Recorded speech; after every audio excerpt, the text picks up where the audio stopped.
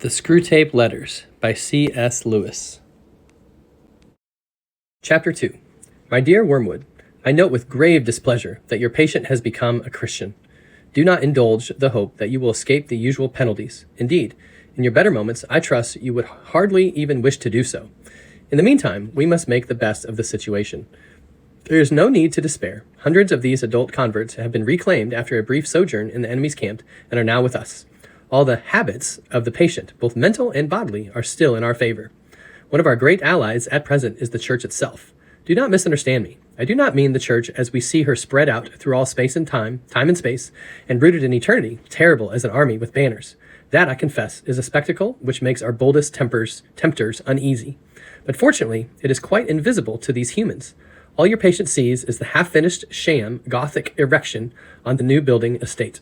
When he goes inside, he sees the local grocer with rather an oily expression on his face, bustling up to offer him one shiny little book containing a liturgy which neither of them understands, and one shabby little book containing corrupt texts of a number of religious lyrics, mostly bad, and in very small print.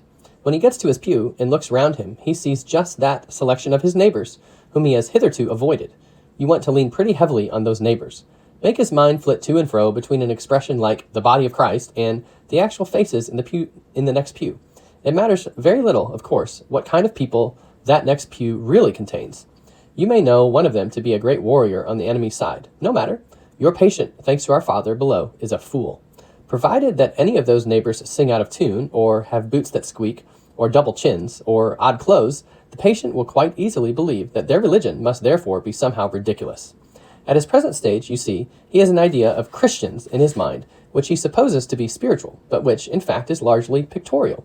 His mind is full of togas and sandals and armor and bare legs, and the mere fact that the other people in church wear modern clothes is a real, though of course an unconscious, difficulty to him.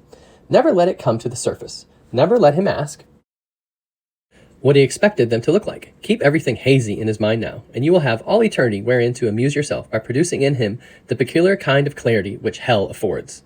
Work hard, then, on the disappointment or anticlimax which is certainly coming to the patient during his first few weeks as a churchman. The enemy allows this disappointment to occur on the threshold of every human endeavor. It occurs when the boy, who has been enchanted in the nursery by stories from the Odyssey, buckles down to really learning Greek. It occurs when lovers have got married and begin the real task of learning to live together. In every department of life, it marks the transition from dreaming aspiration to laborious doing. The enemy takes this risk because he has a curious fantasy of making all these disgusting little human vermin into what he calls his free lovers and servants. Sons is the word he uses with his inveterate love of degrading the whole spiritual world by unnatural liaisons with the two-legged animals. Desiring their freedom, he therefore refuses to carry them, by their mere affections and habits, to any of the goals which he sets before them. He leaves them to do it on their own, and there lies our opportunity. But also, remember, there lies our danger. If once they get through this initial dryness successfully, they become much less dependent on emotion, and therefore much harder to tempt. I've been writing hitherto on the assumption that the people in the next pew afford no rational ground for disappointment.